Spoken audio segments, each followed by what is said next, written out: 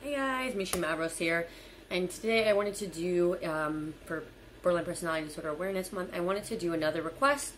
So this request was by someone that wanted a video about kind of like the diagnosis phase and what happens during that period of time and like how you kind of grow to like accept it, how long it kind of takes, and like kind of like that initial shock of like, oh my god, okay, like I actually have something, it's not just me, this is a disorder, and then looking it up and everything like that, and the whole like the fact that getting used to maybe going to therapy or just kind of any of that, like the recovery aspect to it. It can be a negative thing for sure, because you hearing that there is something so flawed about you, hearing that you have a disorder, you have a mental illness, and seeing how people in the media, people in your real life, people on the internet, how you see sometimes how people react to that. And especially with borderline personality disorder, there's such a bad rap for it. Like, you can't really look too far into it without seeing at least one person out there that's just had such a bad experience that they just tear us apart. They just rip us apart and just basically tell us that we should all die.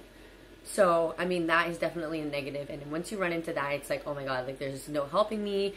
Apparently, like, we don't accept help anyways. There's no point in doing anything because there's no cure. So why don't we just die? That's how it kind of feels. So the positive aspect to it is, of course, yes, finding out that it's not just you, and there is something wrong with your brain, and there is something that has happened to you, that if you can't blame it on yourself anymore. It's not just like, oh my god, I'm a flawed person. It's like, yes, there may be some flaws, but that's because of this illness. So you kind of have like a reason for it. So it's definitely a positive and negative thing. So for me personally, I was 18, and something really bad happened to me. It's kind of something personal, really fucked me up. And then I got in a fight with my parents. I didn't really have any friends. My boyfriend at the time wasn't talking to me either. So it was kind of just like, I went through that BPD thing where I was like, oh my god, I'm gonna kill myself. Took a bunch of Tylenol, and then, I know this is really personal, but I had to then go to the hospital, and I had to be put under a psychiatric hold. And then eventually they're just like, oh, like, you think you have borderline personality disorder. But it wasn't like, I wasn't really like confirmed. It didn't really seem like it was a for sure thing, but I did look a lot into it, and I was like, oh my god, yeah, this is me. But I didn't want to for sure be like, oh my god, okay, so this is what it is. But they did give me pills for it. They didn't really set me up with any therapy though, or anything like that. So I mean, it was probably like only a matter of time before eventually it happened again. Same kind of thing happened where I felt like I had no one. Again, I took a bunch of pills, and then I ended up in the psychiatric facility again. This time for the full 72 hours, and then that's when they're like, oh yeah, you have borderline personality disorder, I think you might have a mood disorder. And it was like, oh, like, I have it for sure. Okay, so I have it for sure. And this time they kind of set me up with like therapy and stuff like that. I am quite a few years older now. I am like, I think 4 years older than that point in time. And the same kind of things still happen. Maybe not to that extent, I mean, but I still feel like that every time there's such a bad thing happening. I feel like the world's crashing down, and it's like, oh my god, there's no point in living. Like, I can't go on. I can't do this. Like, it just doesn't make sense, and it just feels so overwhelming. And then like your chest closes up, and I'm like, oh my god, I need to do something drastic right now. And throughout that period of time, there's been so much different types of abuse and everything like that. But kind of processing it for me personally, I think I did take it fairly well. And telling people, I didn't really have many people in my life anyways to tell, so it's not like it was that much of an adjustment. My parents always knew that there's something going on too. Like, I would see psychiatrists when I was little and stuff, but they were afraid to diagnose me until I was 18, I think. So I got diagnosed with like oppositional defiance disorder and attention deficit disorder, but it wasn't like a full like BPD diagnosis, so none of it really fully made sense. And like my parents always knew, like they have a history of mental illness as well. Pretty much my whole family's just full of mental illness. So, from a young age, it kind of made sense for my behaviors to be explained by something. I just, I didn't know what the steps were that were supposed to be taken, because I didn't have that, that diagnosis there. So when I did tell them about it, they're like, yeah, that makes sense. Like, for sure. Just take your medicine, and that's kind of it. So I think that mental illness it can be helped by medicine, but that's not always the case. It doesn't need to be you don't need to have medicine to feel better. I mean, then there are people, of course, that do benefit greatly from medicine, but I think it's definitely the therapy as well that's going to help borderline personality disorder. I mean, there are underlying causes, and there are other things accompanied with depression and anxiety, you know, maybe even the rage, taking medicines for those things. It's not taking medicine for BPD though, because there's no medicine for specifically borderline personality disorder. So, you know, every person that I've met in my life since then, I kind of let them know super early on, hey, by the way, I have this thing called borderline personality disorder. I don't know if you've heard about it, but that's what it is. So, you know, we don't know each other too well yet, but I'm already letting you know this is what's going on. This is what I deal with. So at that point, and then, you know, if they do want to leave, then it's not like you've invested so much energy into it.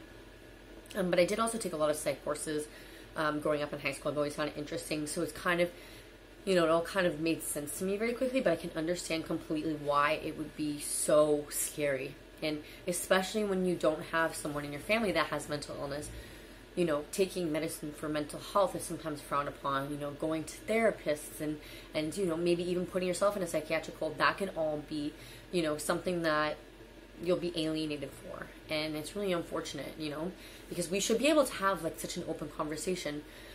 But, you know, a lot of times, in a lot of places, you know, other than in Canada where I live, it's even more so like hushed, you know. Like, you can't talk about that. It's just not something that is, you know, even if you are to have it, you're just kind of forced to deal with it on your own. So I definitely understand for a lot of people, like, getting the diagnosis in the first place might be difficult because, you know, taking those steps may not be easily accessible.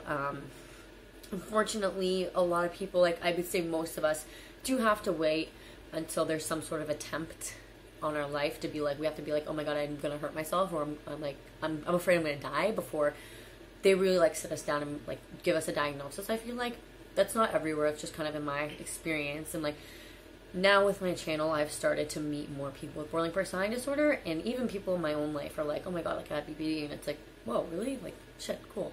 I mean, not cool, but I just love hearing about, you know, the other experiences and stuff like that. And it's all kind of regarding the same thing. It's all like something really drastic happened, and then that's when they had to be rushed to the hospital, and then that's when they found out their diagnosis.